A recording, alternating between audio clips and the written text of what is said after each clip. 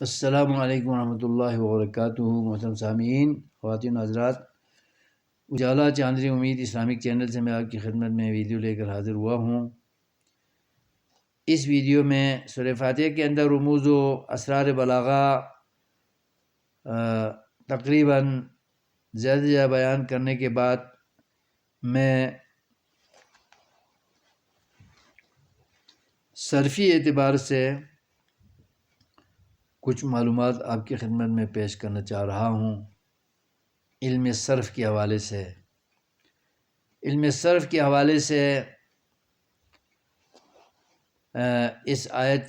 اس صورت کے اندر الحمد کا جو صیغہ ہے یہ اسم مصدر ہے، باب حمد احمد و حمدن سے ہے، اور حمد کے معنی شکر، تعریف، تقدیس کے ہیں، اور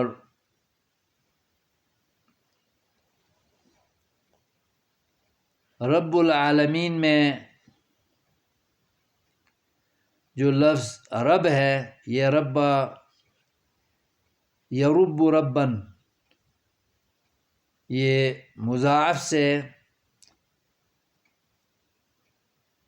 ثلاثی مجرد ہے،